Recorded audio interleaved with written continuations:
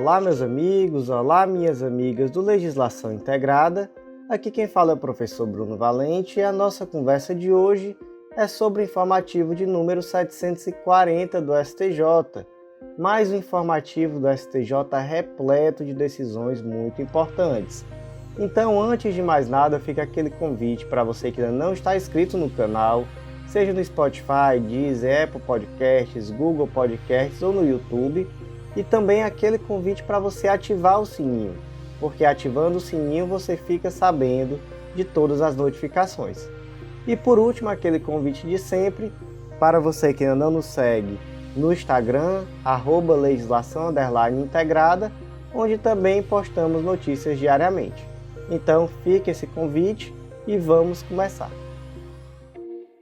O primeiro julgado do dia foi inserido na Lei 8.213 de 91, que é a Lei dos Planos e Benefícios da Previdência Social, e é um tema repetitivo, a tese repetitiva tema 1018.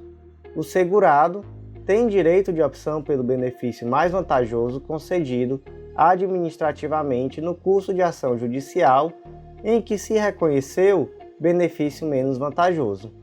Em cumprimento de sentença, o segurado possui direito à manutenção do benefício previdenciário concedido administrativamente no curso da ação judicial e, concomitantemente, a execução das parcelas do benefício reconhecido pela via judicial, limitadas à data da implementação daquele que foi conferido pela via administrativa.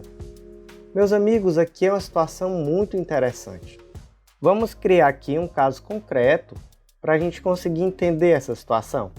Suponha que a Maria ela é segurada da Previdência Social e em 1/1/2010 ela entendeu que implementou os requisitos para uma aposentadoria e por isso ela fez um requerimento administrativo do INSS. E aí, em 1/2/2010, como esse benefício foi negado pelo INSS, ela acabou propondo uma ação judicial. Acontece que em 1/1/2013, 3 anos depois, mas perceba que ainda estava ali tramitando aquela ação judicial, a Maria mais uma vez procurou o INSS e requeriu novamente a aposentadoria. Acontece que nesse intervalo de 3 anos que se passaram, a Maria implementou a possibilidade de aposentadoria por outra regra essa mais benéfica do que aquela primeira regra que ela tinha requerido 3 anos antes. E aí, em 2013, foi concedida essa aposentadoria por uma regra mais benéfica. Olha só que legal.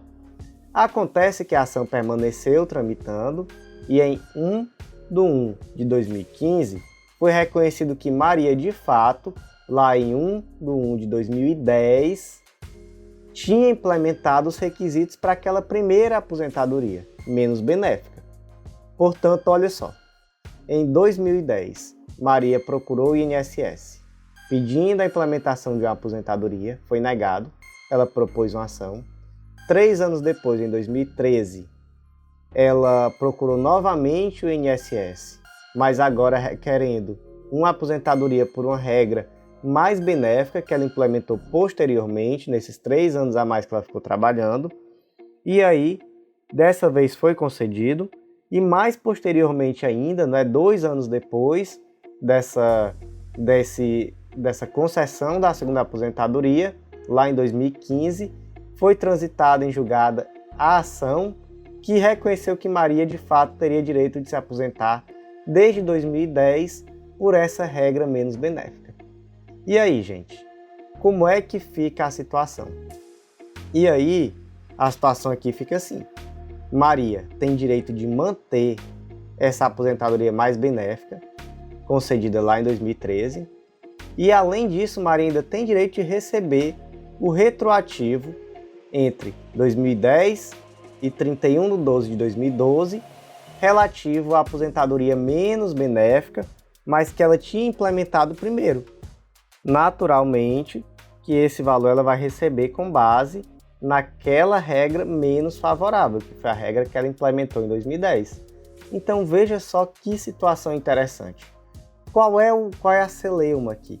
A celeuma aqui é que o INSS tentou fazer uma leitura dessa possibilidade à luz do Instituto da Desaposentação ou da Reaposentação, que é aquela situação em que o indivíduo ele se aposenta, ele continua contribuindo e alguns anos depois ele pede que ele seja desaposentado para que ele possa utilizar esse período que ele continuou trabalhando para ali sim implementar uma aposentadoria mais vantajosa. Essa possibilidade de desaposentação ou mesmo a de reaposentação foi rechaçada pelo STF, inclusive com base no artigo 18, parágrafo 2º da Lei 8.213. Há então uma disposição expressa determinando que não é possível esse tipo de situação, que não é possível utilizar esse período que se contribui após a aposentadoria para nenhum tipo de novo benefício, exceto o salário família e a reabilitação profissional. Então o STF entendeu que essa previsão ela é constitucional e afastou a possibilidade de desaposentação ou de reaposentação. E aí, gente, só para vocês saberem qual a diferença entre desaposentação e reaposentação. A diferença é que na desaposentação você utiliza todas as contribuições, sejam elas anteriores ou posteriores à primeira aposentadoria. E na reaposentação, você utiliza tão somente aquelas contribuições que são posteriores à primeira aposentadoria. Os dois não são cabíveis, há inclusive um tema de repercussão geral nesse sentido, que foi divulgado lá no informativo de número 965 do STF. O que acontece? Aqui nessa situação, existe uma situação peculiar. A situação de que Maria estava completamente de boa fé e Maria só não se aposentou em 2010 por uma negativa indevida do INSS. E agora o INSS não pode se aproveitar da sua própria torpeza de negar um benefício que era devido e, com base nisso, deixar de pagar aquilo que é devido a Maria. Então, veja só, Maria tentou se aposentar em 2010, pela regra que naquela época ela teria a possibilidade, que era uma regra menos favorável. Ela só não se aposentou porque o INSS não permitiu. Ela propôs uma ação, essa ação ficou tramitando e ela demorou 3 anos a mais para pedir novamente a aposentadoria, porque depois de 3 anos ela implementou outra regra. Então, em uma situação como essa, por uma questão de boa fé, não faz nenhum sentido você, em primeiro lugar, privar Maria dessa aposentadoria mais benéfica, já que ela passou de fato 3 anos a mais trabalhando sem ter se aposentado antes disso. Em segundo lugar, não faz sentido privar Maria dos retroativos desde 2010, porque ela não ficou 3 anos a mais trabalhando por opção, ela ficou em virtude de uma negativa do INSS, negativa essa indevida. Seria diferente se Maria tivesse se aposentado em 2010, passado 3 anos contribuindo e depois tivesse pedido ao INSS a desaposentação ou mesmo a reaposentação, dizendo: olha, INSS, eu trabalhei 3 anos a mais, então agora, somado o tempo que eu tenho de contribuição com mais esses 3 anos, eu implementei uma possibilidade de aposentadoria melhor. Então agora eu quero esse novo benefício no lugar do primeiro que eu estou recebendo. Isso daí seria possível? Não, isso daí não seria possível, isso aí foi algo rechaçado pelo STF. Quem quiser dar uma olhada com mais cuidado no tema, está lá no informativo 965.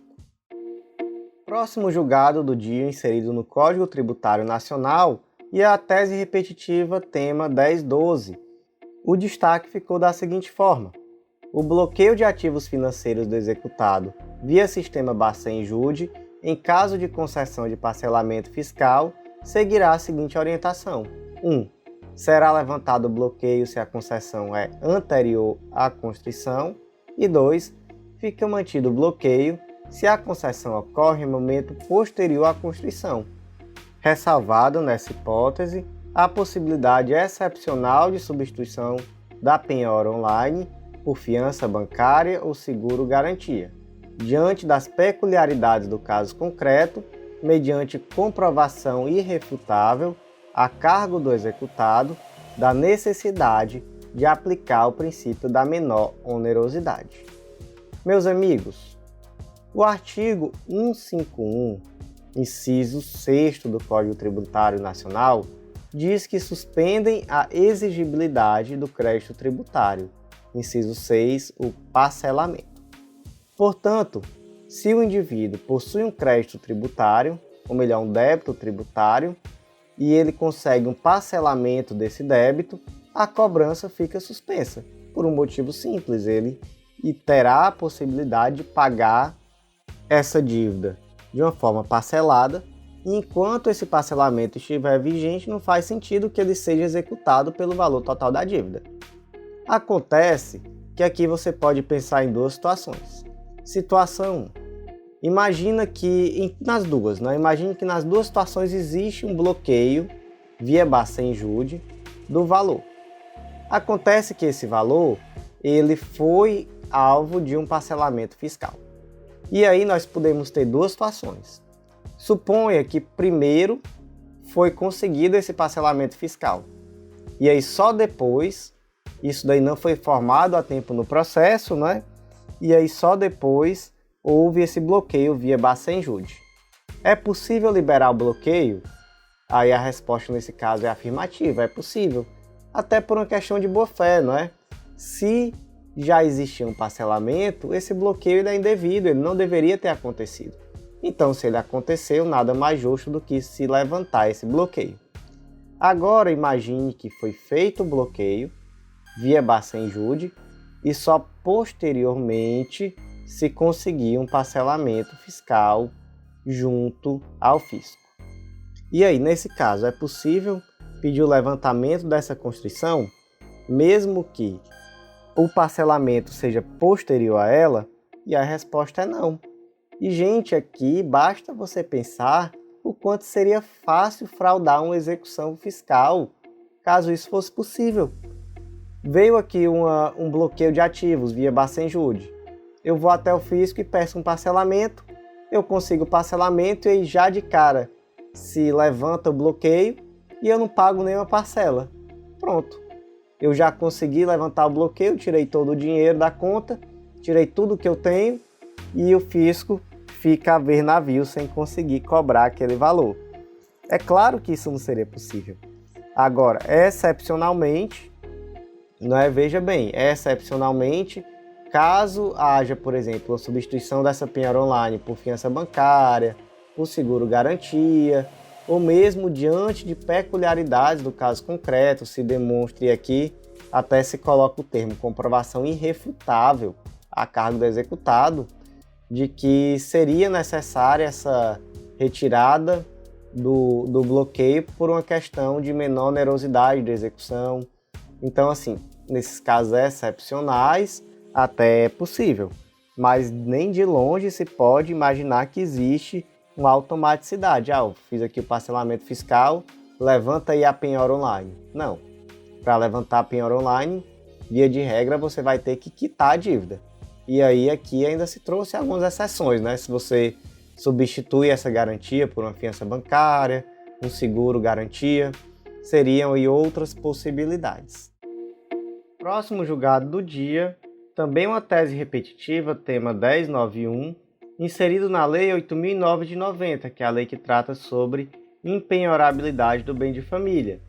A tese ficou da seguinte forma: é válida a penhora de bem de família de fiador apontada em contrato de locação de imóvel, seja residencial, seja comercial, nos termos do inciso 7º do artigo 3º da Lei 8.009 de 90. Meus amigos, a situação aqui é a seguinte: o artigo 3º da Lei de número 8.009 de 90, que é a Lei da Impenhorabilidade do Bem de Família, diz que a impenhorabilidade é oponível em qualquer processo de execução civil, fiscal, previdenciária, trabalhista ou de qualquer natureza, salvo-se motivo. Aí lá no inciso 7º, por obrigação decorrente de fiança concedida em contrato de locação. Ou seja, aquele indivíduo que é fiador do contrato de locação, ele pode ter seu bem de família penhorado em virtude do inadimplemento do locador. E aí, meus amigos, sobre o tema, o STJ já tinha uma súmula, que era a súmula 549, permanece vigente, dizendo que é válida a penhora de bem de família pertencente a fiador de contrato de locação. Acontece que o STF tinha uma posição mais restritiva, no sentido de que somente aquele fiador de contrato de locação residencial que poderia ter seu imóvel penhorado. Então, se o indivíduo fosse fiador de contrato de locação comercial, não incidiria essa impenhorabilidade. Então, portanto, o bem de família dele permaneceria sendo impenhorável. Acontece que o STF superou esse entendimento lá no tema de repercussão geral 1127, ao determinar que é constitucional a penhora de bem de família pertencente a fiador de contrato de locação, seja residencial, seja comercial. E aí, no embalo, o STJ aproveitou e também fixou uma tese repetitiva, tema 1091, exatamente no mesmo sentido, de que é válido a penhora do bem de família do fiador, tanto de contrato de locação comercial, quanto do contrato de locação residencial. E aí, gente, alguns argumentos utilizados. Primeiro ponto, a penhora do bem de família pertencente a fiador de contrato de locação comercial não viola a isonomia. E aqui se disse que, se realmente se quisesse conferir algum tipo de proteção com base na isonomia, o isonômico aqui seria proteger tanto o fiador de contrato de locação comercial quanto de contrato de locação residencial. Mas, nesse caso aqui, não se estava protegendo a isonomia, dando um tratamento diverso em relação a um quanto ao outro. Então, aqui o STJ rechaçou essa tese de que não permitir a penhora do bem de família do fiador de contrato de locação comercial favoreceria a isonomia. Outro argumento, liberdade do fiador e boa-fé objetiva. Então aqui se entendeu que aquele fiador que presta a fiança, ele faz isso por plena liberdade, que, portanto, essa liberdade deve ser entendida sob a ótica da boa-fé, não se podendo depois admitir que aquele ato prestado no exercício da liberdade individual vai ser afastado. Terceiro argumento, o afastamento da penhorabilidade prejudicaria o empreendedorismo. E aqui no sentido de que a fiança costuma ser aquela garantia que é menos gravosa ao locatário, já que a fiança, via de regra, costuma ser prestada gratuitamente por alguém da família, por alguém de confiança, e evita que o empreendedor necessite, por exemplo, prestar uma garantia em dinheiro. E muitas vezes o empreendedor não tem esse dinheiro para dar essa garantia. Então, portanto, quando você afasta essa penhorabilidade do bem de família, você desestimula o locador a aceitar aquela fiança. E aí, ao fazer isso, você acaba criando a situação de desestímulo ao empreendedorismo. E por último, foi um argumento na ótica da análise econômica do direito, em que se entendeu que afastar essa penhorabilidade implicaria em um custo maior do contrato, reduzindo o número de possíveis locatários com poder de locação. Então, isso acabaria tendo um custo social. Então, portanto, superado o entendimento anterior do STF, pela tese de repercussão geral, e o STJ foi no embalo também e já fixou um tema repetitivo. E aí, gente, só mesmo para aprofundar, para poder vocês não terem dúvida, porque eu acho que é algo que vai ser cobrado muito em breve em questões, é a questão da caução. Se o bem de família foi oferecido em caução em contrato de locação comercial, é possível defender uma impenhorabilidade? E aí, se for caução, é possível sim. Por quê? Porque o artigo 3º, inciso 7º, ele fala especificamente de fiança. Então, gente, fiança não é caução. Aqui a gente tem uma norma excepcional, porque a regra do bem de família é a impenhorabilidade, e aqui nós temos uma hipótese excepcional, onde, sendo esse bem de família de algum indivíduo que foi fiador de contrato de locação, nesse caso é possível a penhora. Então temos aqui uma hipótese excepcional, e hipóteses excepcionais são interpretadas restritivamente. Então, se você troca fiança por caução, aí tudo muda. Aí já continua sendo impenhorável. Então muito cuidado, porque isso tem saído em vários informativos recentes e isso vai ser questão de prova muito em breve. Próximo julgado do dia, inserido no Código Penal, lá no artigo 217-A, e é também uma tese repetitiva, é o tema 1121. O tema ficou da seguinte forma: presente o dolo específico de satisfazer a lascívia, própria ou de terceiro, a prática de ato libidinoso com menor de 14 anos configura o crime de estupro de vulnerável, lá do artigo 217-A do Código Penal, independentemente da ligeireza ou da superficialidade da conduta, não sendo possível a desclassificação para o delito de importunação sexual. Para quem não sabe, gente, o delito de importunação sexual, ele é uma novidade bem recente, inserida no Código Penal, está lá no artigo 215-A, inserido pela Lei 13.718 de 2018, que, por sua vez, essa mesma lei revogou a contravenção penal de importunação sexual. Então deixou de existir a contravenção e se tornou um crime. E para quem não se lembra em que situação isso aqui se deu, foi uma resposta daqueles casos que aconteceram no transporte público do estado de São Paulo, salvo engano, em que um homem ejaculou em uma passageira. E aí ele rapidamente foi solto, porque se tratava ali de uma mera contravenção penal, e aí fez novamente, e aí houve uma reação legislativa, tornando um crime mais grave. Crime esse que tem uma pena, inclusive, de reclusão de 1 a 5 anos, contra uma contravenção penal anteriormente, né, que tinha ali somente uma pena de multa.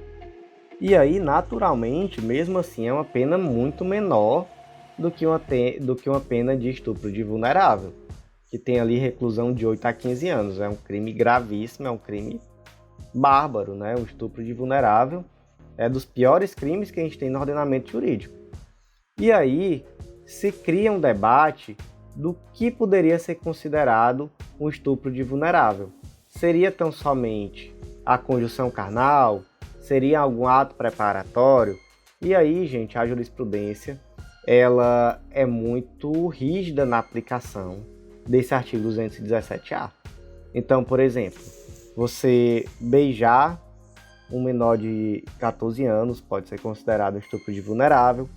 Contemplar lascivamente, então, você sequer tocar, né, naturalmente, estupro de vulnerável, mas contemplar lascivamente para satisfazer a própria lascívia. Então, você pega uma criança e pede para ela se desnudar e fica observando com a intenção de se satisfazer. Isso daí por si só já é um estupro de vulnerável, independentemente de ter havido toque na criança, etc. Então veja só, existe aqui uma interpretação bem rígida. E aí pergunta se é possível desconfigurar esse crime de estupro de vulnerável para o crime de importunação sexual, afirmando que houve uma mera superficialidade da conduta, então só contemplei lascivamente, ou então foi muito rápido,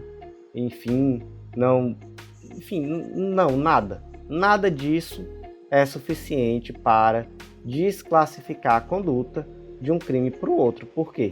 Porque se estiver presente ali o dolo específico de satisfazer a lascívia própria ou de terceiro, já é estupro de vulnerável. Sendo a vítima menor de 14 anos, já é estupro de vulnerável. Então, completamente inviável a desclassificação do crime. Próximo julgado do dia, inserido no Código de Processo Civil, e o destaque ficou da seguinte forma: a prerrogativa de prazo em dobro para as manifestações processuais também se aplica aos escritórios de prática jurídica de instituições privadas de ensino superior. Gente, isso aqui é tranquilíssimo, porque o que acontecia antes? O artigo 5º, parágrafo 5º da Lei 1060 de 1950 determina que o defensor público ou quem exerça cargo equivalente será intimado pessoalmente de todos os atos do processo em ambas as instâncias, contando-lhe em dobro todos os prazos. Ou seja, aqui fala o defensor público ou quem tenha cargo equivalente. E aí o STJ, ao interpretar isso aqui, entendeu que o cargo equivalente aqui seria, no caso dos escritórios de prática jurídica de faculdade, somente aqueles serviços de assistência judiciária que fossem organizados e mantidos pelo Estado. Então, somente aqui o NPJ de instituição superior pública. Então, aquele NPJ de universidade particular não teria prazo em dobro. Acontece, gente, que o artigo 86, parágrafo 3º do Código de Processo Civil, bem posterior, né, de 2015, enquanto a outra lei é de 1950, ele não trouxe essa ressalva. Ele simplesmente diz que, olha só, o caput do 86. A Defensoria gozará de prazo em dobro para todas as suas manifestações processuais. Parágrafo 3º. O disposto no caput aplica-se aos escritórios de prática jurídica das faculdades de direito reconhecidas na forma da lei e às entidades que prestem assistência jurídica gratuita em razão de convênios fixados com a Defensoria Pública. Então aqui não existe nenhuma palavra, enfim, nada que traga essa interpretação de que seria somente os NPJs de universidade pública. Portanto, está superado esse entendimento que prevalecia antes do CPC de 2015 por uma inovação legislativa por ele inserida. Próximo julgado do dia, inserido na Lei 8987 de 95, que é a Lei de Concessões e Permissões, e é uma tese fixada em IAC, incidente de assunção de competência ao tema 8. É indevida a cobrança promovida por concessionária de rodovia em face de autarquia prestadora de serviços de saneamento básico, pelo uso da faixa de domínio da via pública concedida. Gente, veja só o que diz o artigo 11 da Lei de Concessões e Permissões. No atendimento às peculiaridades de cada serviço público, poderá o poder concedente prever, em favor da concessionária, no edital de licitação, a possibilidade de outras fontes provenientes de receita, alternativas, complementares, acessórias ou de projetos associados com o sem exclusividade, com vistas a favorecer a modicidade das tarifas, observado o disposto no artigo 17 desta lei. Portanto, gente, aqui existe uma possibilidade daquela concessionária de serviço público se utilizar de outras fontes de custeio. E aqui, esse caso trata exatamente de uma situação dessa, onde se quer, por exemplo, utilizar a faixa de domínio de uma via pública para que se preste serviços de saneamento básico. Então aqui temos uma rodovia privatizada e se quer utilizar essa rodovia, né, o trecho dessa rodovia, para passar ali um serviço de saneamento básico, passar ali uma estrutura de saneamento básico, é basicamente isso aqui. É possível essa utilização, ou melhor, essa cobrança pela utilização de faixa de domínio? Gente, em alguns casos já se decidiu que sim, é possível, e fundamentando exatamente no artigo 11, naturalmente é necessário que o edital de concessão tenha essa previsão. Acontece, gente, que o artigo 11 ele tem por objetivo abranger a interação entre concessionárias.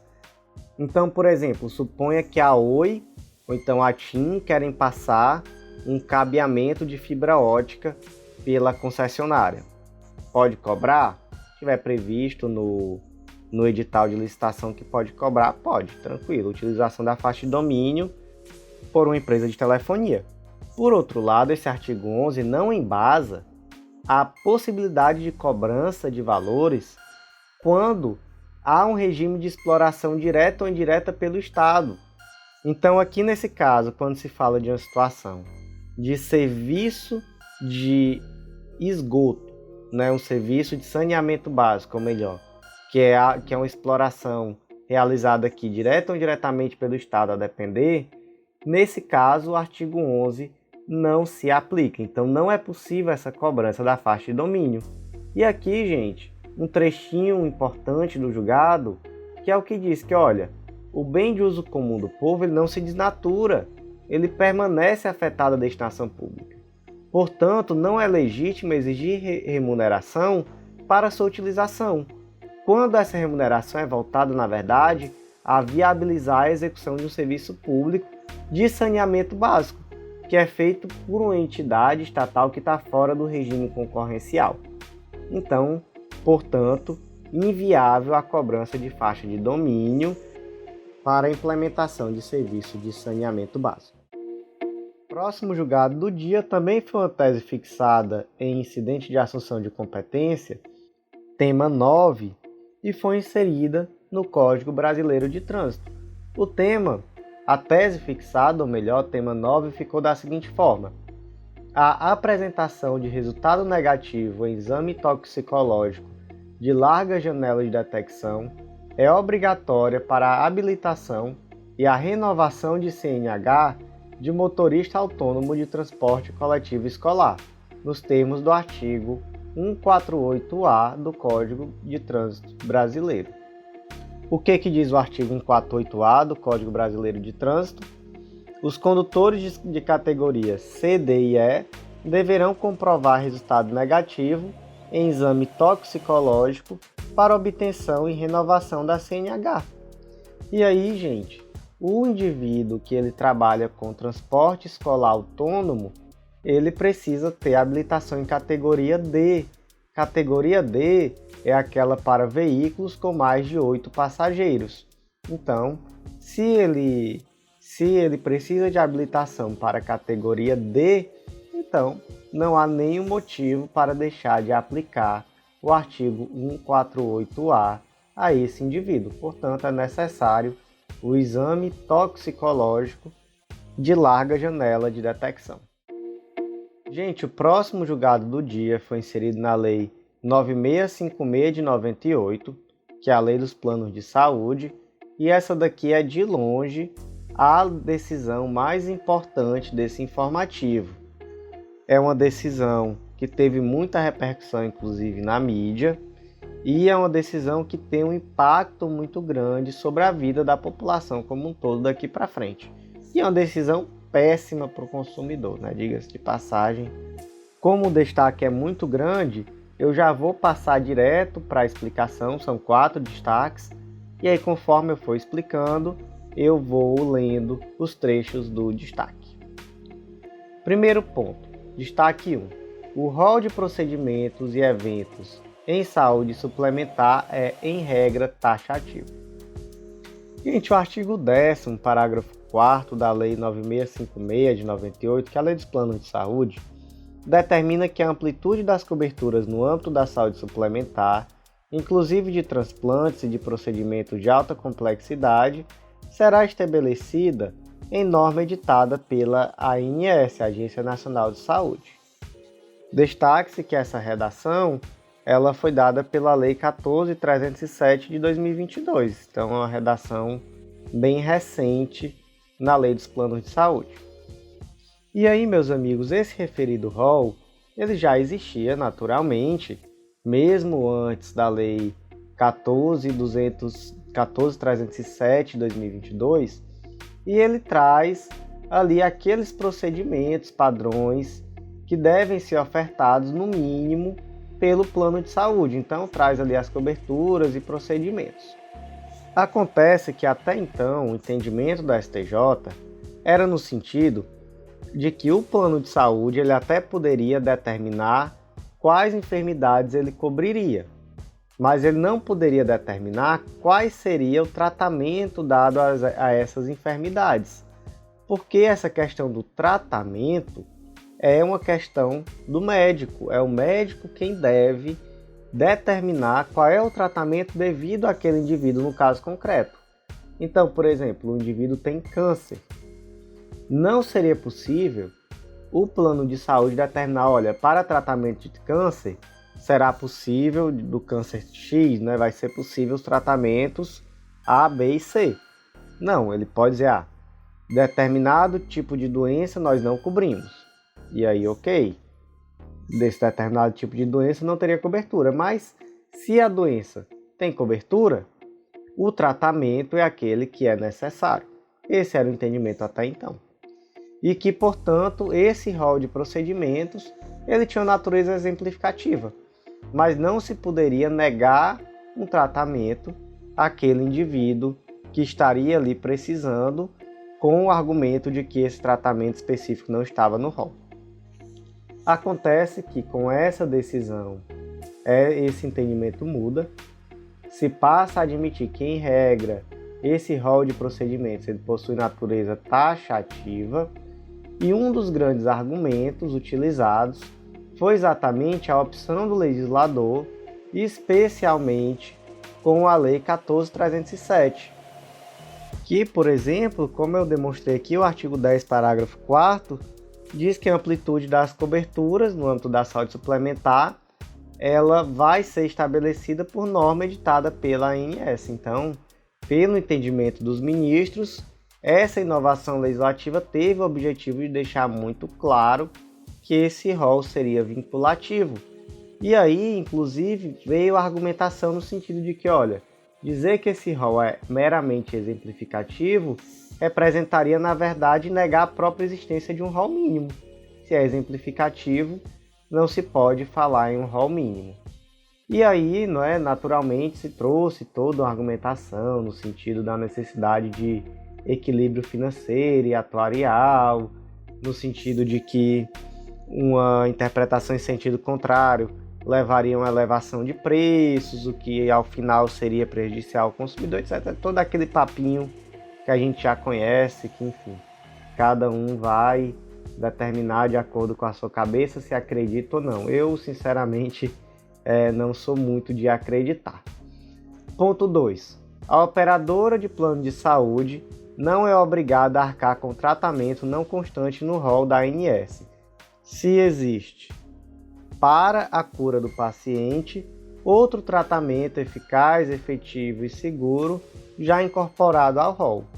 Aqui, gente, se deixa completamente de lado a autonomia médica, por exemplo, no sentido de que o médico prescreveu o tratamento X, mas ele não está incorporado ao rol. Tem o tratamento Z, que está incorporado ao rol.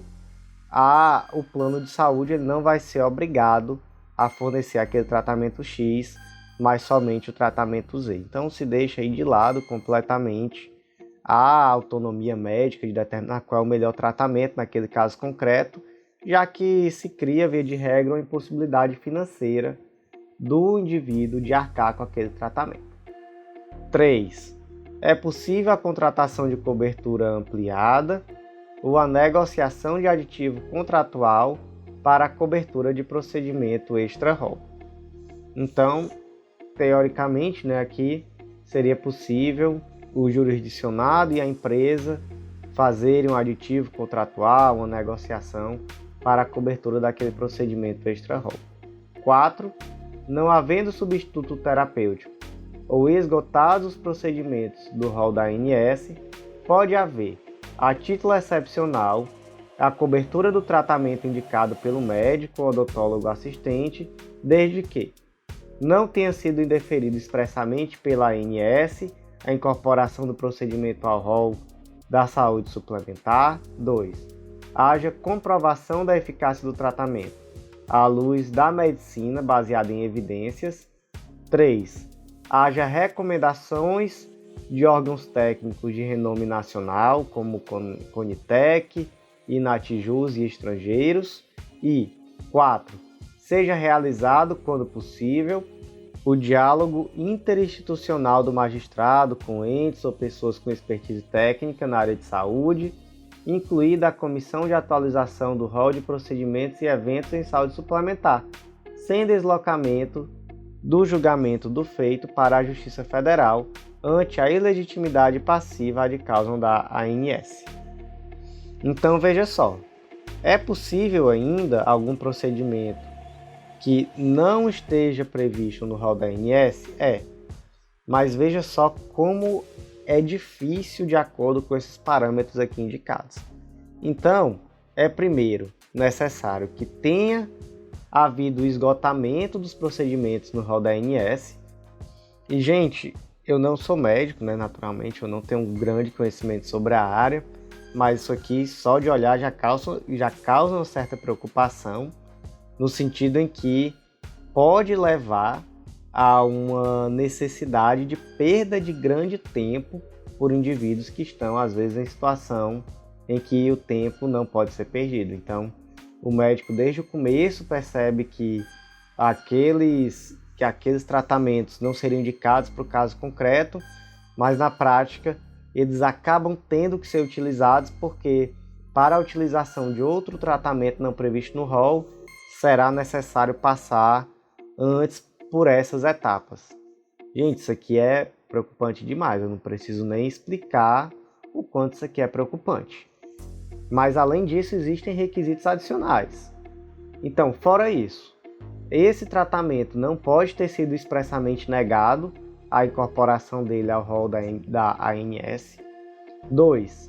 É necessário que haja comprovação de eficácia do tratamento à luz da medicina baseada em evidência. Isso aqui, ok, faz todo sentido. 3. Haja recomendações de órgão técnico de renome nacional e estrangeiro. Isso aqui também, ok, faz todo sentido. Mas o 4 é um pouco difícil de aplicação prática, né? O requisito 4, que é a questão do diálogo, que sempre que possível, o diálogo interinstitucional do magistrado com entes e pessoas de expertise técnica na área de saúde, incluída a comissão de atualização do rol de procedimentos e eventos em saúde suplementar. E aí, em primeiro lugar, essa questão do diálogo, é claro que é importantíssimo ouvir pessoas com expertise técnica na área de saúde. Importante demais, e até pode-se falar em uma democratização, né, em ganhos qualitativos das decisões judiciais. Enfim, nada a se falar em relação a isso. Mas, gente, vamos ter visão crítica, não é? Isso daqui, claro que não é importante só em ações coletivas, é mais importante ainda em ações coletivas. Em ações individuais, também tem sua grande importância. Mas, gente, imaginem a situação. É um pedido de urgência de um tratamento médico. Tem um parecer médico dizendo que o tratamento é necessário e urgente. Dá tempo de ir atrás, de ouvir outras pessoas com expertise técnica na área. Dá tempo de ir atrás de chamar a comissão de atualização do rol de procedimentos e eventos em saúde suplementar. Outra coisa, qual vai ser o teor da declaração dessa comissão, via de regra? Quase sempre é de se esperar que quase sempre vai ser defensiva, no sentido de defender, na maior parte das vezes, a não concessão daquilo que não está no rol. Isso daí, enfim, a prática vai demonstrar que muito possivelmente será dessa forma. Então, assim, esse sempre que possível, esse quando possível, enfim, para efeitos de concessão de liminar, isso aqui eu acho que nunca vai ser possível. Porque normalmente essas liminares envolvendo saúde são deferidas no plantão judiciário, ali em caso de urgência, inaudito altera partes. Mas no decorrer da ação não é ok. Enfim, no decorrer da ação se traz esse pessoal para ouvir. E aí, só esse detalhe, né, que o simples fato de trazer essa comissão de atualização do rol de procedimentos e eventos em saúde suplementar não desloca a competência para a Justiça Federal. Então, continua sendo competência normalmente da Justiça Estadual. Próximo julgado do dia inserido na Constituição Federal, e o destaque ficou da seguinte forma: o hospital que deixa de fornecer o mínimo de segurança, contribuindo de forma determinante e específica para o homicídio praticado em suas dependências, responde objetivamente pela conduta omissiva. Amigos, em primeiro lugar, esse caso concreto aqui trata de um hospital público, para falar a verdade. Então, vamos iniciar aqui contextualizando essa decisão no âmbito da administração pública, já que foi esse o caso concreto aqui decidido. E aí nós devemos primeiro analisar qual é a natureza da responsabilidade civil do Estado. E nós vamos perceber que, em regra, essa responsabilidade civil, no caso de ação estatal, ela é de natureza objetiva, mas no caso de omissão, é de natureza subjetiva. Então é necessária a averiguação da existência ou não de culpa. Ocorre que isso não é algo fixo. Nem sempre, no caso de omissão estatal, a responsabilidade vai ser subjetiva. Então aqui temos um caso em que se entendeu pela existência de responsabilidade objetiva. Por quê? Porque nesse caso se entendeu que o Estado não ofereceu sequer a segurança mínima necessária dentro daquela estrutura do hospital. Então veja bem, o serviço hospitalar ele traz em si necessariamente um serviço auxiliar de estadia. E para isso, por conta disso, ou melhor, o ente público ele está obrigado a disponibilizar equipe pessoal necessários à eficácia dessa finalidade. Então a inação estatal ela está atrelada necessariamente ao mau funcionamento dos trabalhos que são auxiliares. Então, por exemplo, uma ausência de serviço, uma ausência de pessoal de vigilância. Veja só um trechinho aqui do julgado. Há de se ressaltar, contudo, que esse entendimento não se aplica indistintamente a qualquer ato derivado de conduta omissiva da administração pública. Neste feito, sobre as lentes do bom senso, o não fazer do ente público no dever de cuidado é sobremaneira significativo. Mostra-se lógico concluir que uma mínima ação de vigilância e cuidado poderia efetivamente ter evitado a morte da vítima. Então, nesse caso, como não existia sequer um serviço de vigilância, seja por meio de pessoal, seja por meio de câmera, não existia uma estrutura de controle de acesso, então assim, entendeu-se que essa ausência, essa inação estatal foi extremamente determinante para que fosse muito fácil ao indivíduo adentrar aquele quarto de hospital e matar a vítima. Portanto, com base nisso, foi reconhecida essa responsabilidade e afastada, inclusive, a alegação de excludente de ilicitude, ou seja, que nesse caso seria um fato de terceiro. Não, na verdade aqui se entendeu que essa inação estatal foi determinante para que esse crime tivesse efeito. Próximo julgado do dia, inserido na Lei de Falências, Lei nº 11.101 de 2005, o destaque foi o seguinte: a habilitação do crédito e posterior homologação do plano de recuperação judicial não impede a rediscussão do seu valor em ação revisional de contrato relativa à mesma dívida. Gente, suponha que a empresa X entrou em recuperação judicial. O que essa empresa tem que fazer? Ela traz uma lista de quem são seus credores e ela também apresenta um plano de recuperação judicial para o pagamento desses credores. Por sua vez, os credores em assembleia vão votar esse plano de recuperação judicial e aprovar ou não. Se rejeitar, em regra, haverá a convolução dessa recuperação judicial em falência e, se aprovar, haverá a novação desses créditos que agora serão pagos nos termos da recuperação judicial, nos termos do plano de recuperação judicial, melhor dizendo. Agora suponha que o indivíduo ele possui um crédito. Esse crédito ele constou no plano de recuperação e o plano de recuperação foi homologado. Quando esse plano foi homologado, o que aconteceu? A novação desse crédito. Ou seja, agora esse crédito ele vai ser pago na forma que está previsto no plano de recuperação judicial.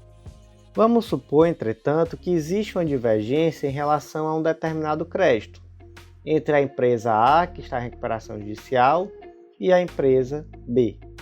E aí, uma das duas empresas propôs uma ação revisional. E você pode imaginar, de fato, que foi a empresa A, devedora, que propôs essa ação revisional, ou mesmo a empresa B, credora, por algum motivo que seja. Mais comum aqui que seja o devedor propondo a ação revisional, naturalmente. E aí, é possível essa revisional após essa novação? após a novação que ocorreu em virtude da homologação do plano de recuperação judicial? E a resposta é sim. Até porque, gente, a novação ela opera os efeitos no tocante às condições especiais de pagamento e não em relação ao valor nominal do crédito. Então, o valor nominal do crédito ele pode mudar, mas ele vai se enquadrar dentro daquelas condições que estão previstas no plano, normalmente como qualquer outro valor, qualquer outra dívida. Mas nada impede a rediscussão de valores durante ou após a homologação do plano de recuperação. Próximo julgado do dia inserido na Constituição Federal, o destaque ficou da seguinte forma: os atos ilícitos praticados por estados estrangeiros em violação a direitos humanos não gozam de imunidade de jurisdição. Gente, aqui há uma adequação do entendimento do STJ ao entendimento que foi fixado pelo STF em sede de repercussão geral. Trata-se aqui de um caso histórico que ocorreu durante a Segunda Guerra Mundial, em que um submarino alemão afundou um barco de pesca de tripulantes cidadãos brasileiros não combatentes na região do Cabo Frio, Rio de Janeiro, levando ali, inclusive, a morte dos tripulantes. E aí o STJ entendeu, nesse julgamento lá no ano de 2016, que a Alemanha não se submeteria à jurisdição brasileira em uma ação de indenização por danos morais e materiais decorrentes dessa ofensiva militar. Por quê? Porque a sua imunidade, nesses casos, seria de caráter absoluto. Ocorre que o STF trouxe uma posição diferente, uma superação de posição, inclusive em tese de repercussão geral, entendendo que os atos ilícitos praticados por estados estrangeiros em violação de direitos humanos não gozam de imunidade de jurisdição. E aí, por conta disso, por conta desse tema 944 de repercussão geral, o STJ agora adequa o seu entendimento ao entendimento do STF, afirmando que, de fato, atos ilícitos praticados por estados estrangeiros em violação de direitos humanos não gozam de imunidade de jurisdição. Próximo julgado do dia inserido no Código de Processo Penal, e o destaque ficou da seguinte forma: a hipótese excepcional do artigo 256 do CPP somente pode ser reconhecida se o magistrado ou tribunal, atendendo a elevado ônus argumentativo, demonstrar de maneira inequívoca que o recipiente provocou dolosamente a suspeição. O que é que diz aqui o artigo 256? Que a suspeição não poderá ser declarada nem reconhecida quando a parte injuriar o juiz ou de propósito der motivo para criá-la. E aí, o caso concreto aqui, ele tem as seguintes peculiaridades. Primeiro, não havia controvérsia fática de que, de fato, existia uma inimizade entre advogado e julgador. Segundo ponto, partindo desse pressuposto de que havia ali inimizade entre advogado e julgador. Vamos lá. Havia a inexistência de procuração constituindo o advogado inimigo como defensor do réu, o fato de que o mesmo causídico já laborou em outras ações sem suscitar a suspeição do juiz e a suposta existência de manobra defensiva para provocar o afastamento do julgador. Então, na prática, aqui nessa situação, o indivíduo ele tinha um advogado, posteriormente esse advogado foi substituído por um novo advogado que era inimigo do juiz. E aí, quando esse novo advogado se habilitou nos autos, ele pediu a suspeição do juiz. E aí, essa suspeição ela foi mantida pelo STJ e vamos aqui destrinchar esses argumentos. Primeiro ponto, a suposta habilitação tardia na causa, ela não estabelece nenhum tipo de presunção de que essa habilitação tardia tinha por objetivo simplesmente afastar o juiz. E se refuta isso, inclusive, com o artigo 7º, inciso 1 do Estatuto da OAB, que diz que o advogado tem direito de exercer com liberdade a profissão em todo o território nacional. Então, seria muito complicado dizer que um advogado não pode se habilitar no processo porque ele é inimigo do juiz. E também seria muito complicado daí se dessa simples habilitação se determinar que se está criando um motivo para alegar uma suspeição.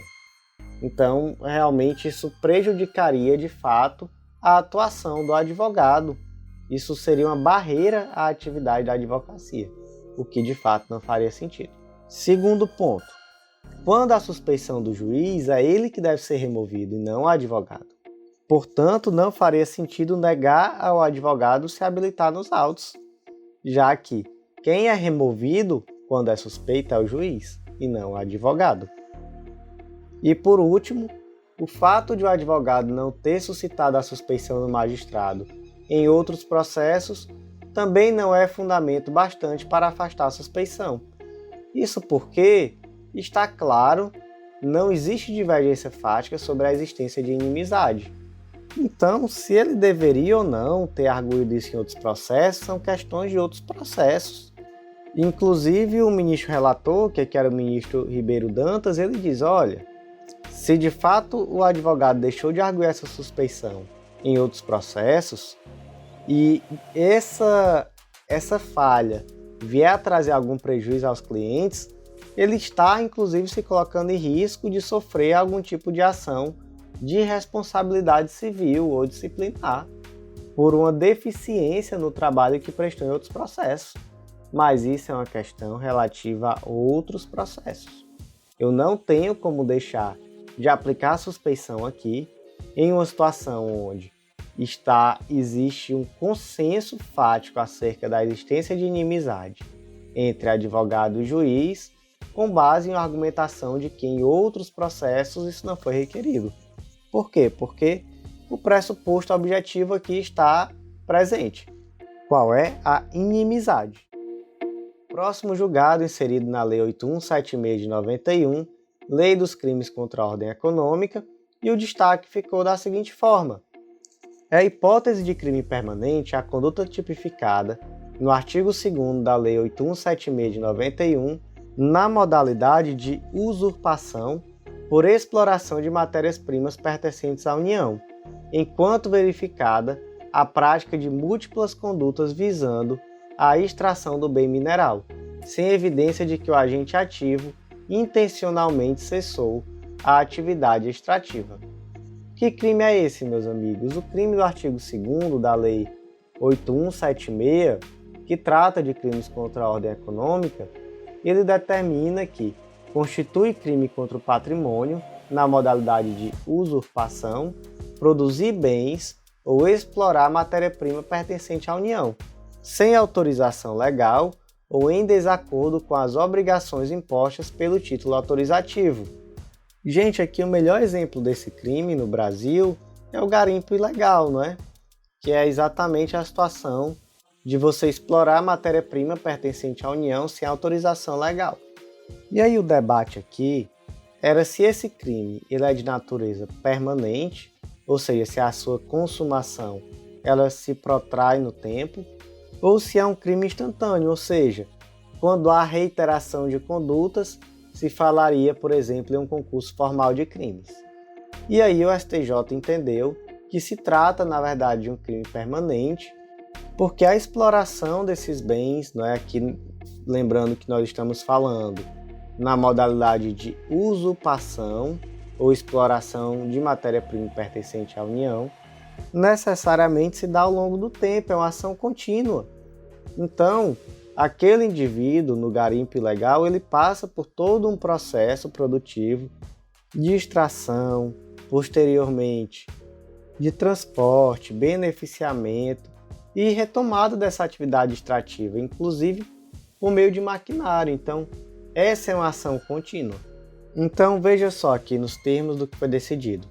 Considerando a natureza da atividade, é possível concluir que, enquanto verificada essa exploração, ou seja, a prática de múltiplas condutas visando a extração do bem mineral, sem evidência de que o agente ativo intencionalmente cessou a atividade, a hipótese é de crime permanente. Então, meus amigos, por hoje foi isso. Eu agradeço muito a você que ouviu até o final e faço aquele convite de sempre para você que ainda não conhece o Clube da Lei. Acesse legislaçãointegrada.com.br, faz o cadastro gratuito na plataforma, acessa o Drive, muito material gratuito também lá no Drive, e vem fazer parte desse clube, esse clube que não para de crescer e que te dá acesso ilimitado a todos os planos de leitura de legislação integrada e também a um material que é atualizado semanalmente. Tudo o que você precisa para um estudo completíssimo de lei seca e de jurisprudência. Então, meus amigos, não deixem de fazer parte, não deixem de conhecer esse clube. E por hoje foi isso, eu agradeço muito a vocês, até a próxima.